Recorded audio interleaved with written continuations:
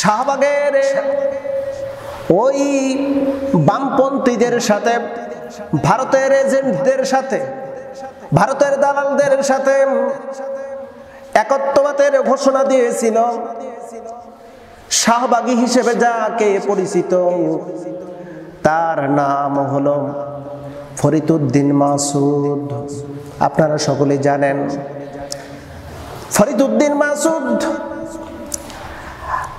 মরহুম মাগফুর শহীদ আল্লামা দেলাওয়ার হোসেন সাইদি রাহিমাহুল্লাহর বিরুদ্ধে সে অবস্থান করেছিল। এমনকি বাংলাদেশ জামাত ইসলামের যতগুলো নেতা, গোলাম আজম মতিউর রহমান নিজামী সহ সমস্ত জামাত ইসলামের নেতৃবৃন্দের বিরুদ্ধে শাহবাগের এই ময়দানে দাঁড়ায় ফরিদউদ্দিন মাসুদ বিদ্রোহ করেছিল আর বলেছিল, আল্লামা সাইদি সহ সকলের ফাঁসি চাই। ফাঁসির দাবিদার ছিল এই শাহবাগী ফরিদউদ্দিন মাসুদ।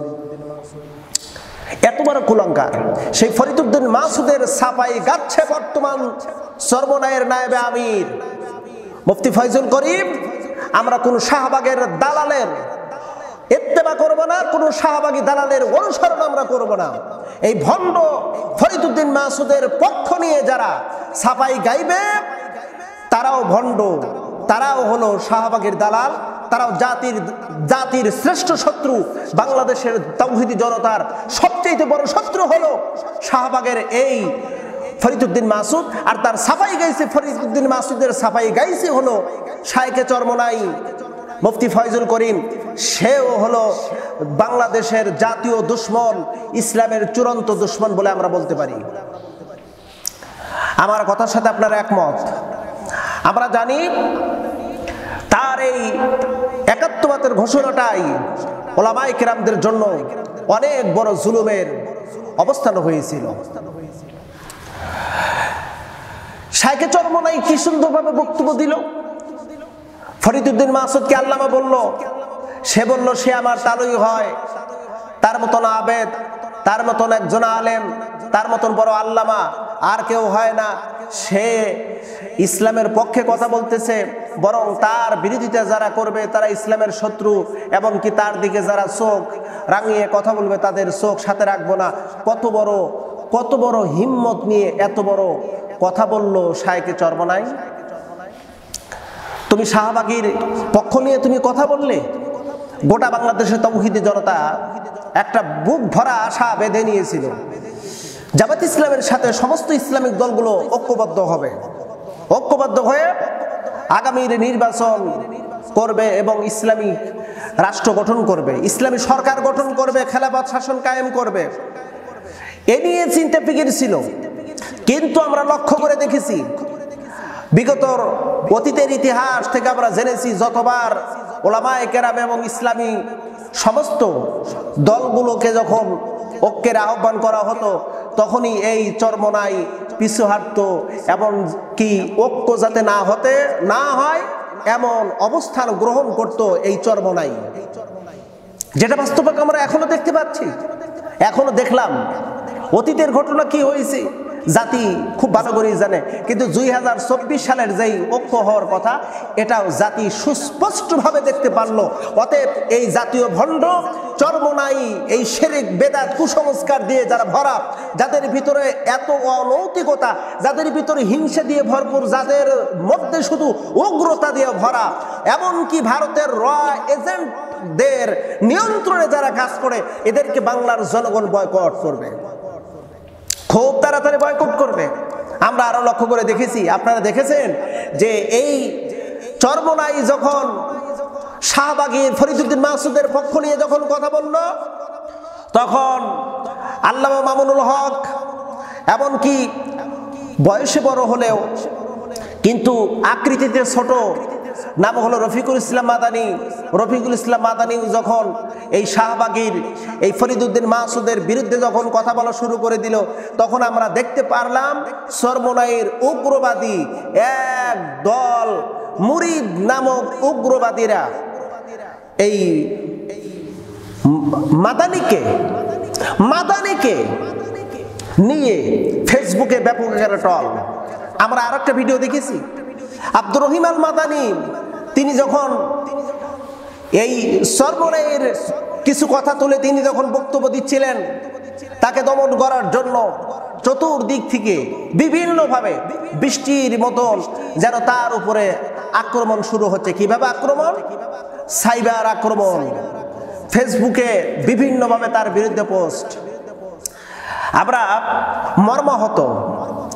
রফিকুল ইসলাম মাদানীর একটি গল্প আমরা শুনেছি, জাতি শুনেছে, আপনারাও শুনেছেন, আপনারাও এই ভিডিও ফুটেজ দেখেছেন। সাংবাদিক ইলিয়াস হোসেনের উপস্থাপনায় তিনি অনলাইনে একটি সাক্ষাৎকার দিয়েছেন।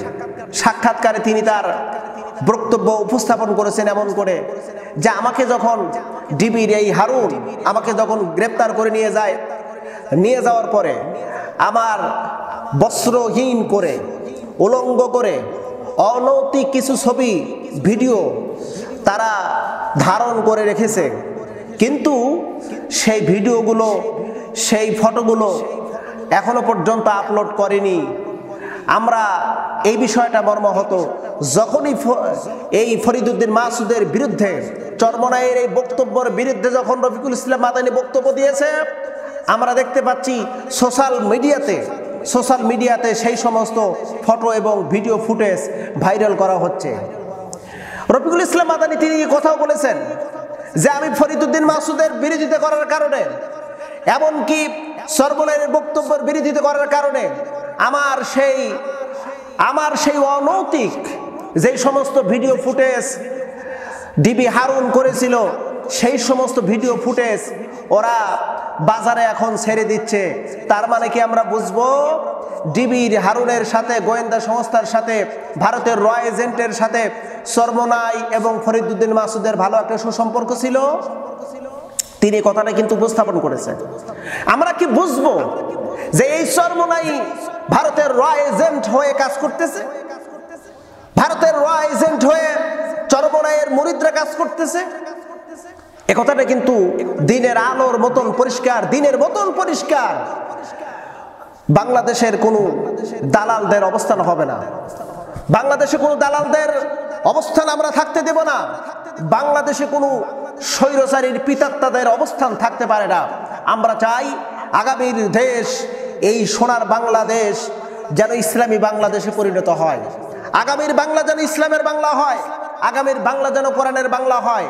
এমনকি আমরা এখন আমরা খুব তীক্ষ্ণতার সাথে লক্ষ্য করে দেখতেছি, যারা ওলামায়ে কেরামদের ঐক্যের মধ্যে ফাটল সৃষ্টি করবে তাদেরকে চিহ্নিত করে রাখতেছি। পরবর্তীতে এদের সাথে আমাদের বোঝাশোনা হবে। কথা বলেন ঠিক কিনা? আমরা বিষয়টা মর্মাহত, খুবই মর্মাহত। আজকে শাহবাগীর সে ফরিদউদ্দিন মাসুদের পক্ষ নিয়ে কথা বলতে পারো? হ্যাঁ, আমাদের কিছু কথা আছে, খুবই গুরুত্বপূর্ণ কথা। হ্যাঁ, আমার ব্যক্তিগত আত্মীয় স্বজন, আত্মীয়তার সম্পর্ক থাকতেই পারে, থাকাটাই স্বাভাবিক। হ্যাঁ, আমার যদি ব্যক্তিগত সম্পর্ক থাকে, আত্মীয়তার সম্পর্ক থাকে, তাহলে আমি বিষয়টা গোপনেই থাকবে। বাট ওনার পক্ষ নিয়ে আমি ছাপাই গাইব না, কারণ সে ছিল জাতীয় দুশ্মন, জাতীয় দুশ্মনের পক্ষে আমার কথাটা পাবলিক সেকশনে বলা আমার এটা শোভনীয় হবে না। কারণ বুঝতে হবে, চরমনাইয়ের বড় একটা অবস্থানে আছে, বাংলাদেশের চরমনাইয়ের বিশাল একটা অবস্থান আছে, কিন্তু আমরা রিসেন্টলি যেটা লক্ষ্য করে দেখতেছি যে সামান্য তার বক্তব্য, আর এই বক্তব্যকে সে যখন অ্যাপ্রোভেট করলো, এমনকি সেই বক্তব্যটার উপরেই প্রাধান্যতা দিল, এমনকি বক্তব্যটাকে তিনি প্রতিষ্ঠিত করার লক্ষ্যে যা যা করলেন তাই করলেন, তখন গোটা বাংলাদেশের ভিতরে এই চরমনাইয়ের মধ্যে ফাটল সৃষ্টি হয়ে গেছে। আমরা লক্ষ্য করে দেখতেছি ফাটল সৃষ্টি হয়ে গেছে, এবং আমরা আরও জানি আগামীর অবস্থা এমনও হবে চরমনাইয়ের কোনো অস্তিত্ব থাকবে না। জামাত ইসলামের উপরে যারা ক্ষোভ করেছিল, জামাত ইসলামের বিরোধিতা যারা করেছিল, তারা কিন্তু কেউ টিকে নাই। কারণ বাংলাদেশে একমাত্র হক ইসলামিক দল একটাই, সে দলটির নাম হলো বাংলাদেশ জামাত ইসলাম।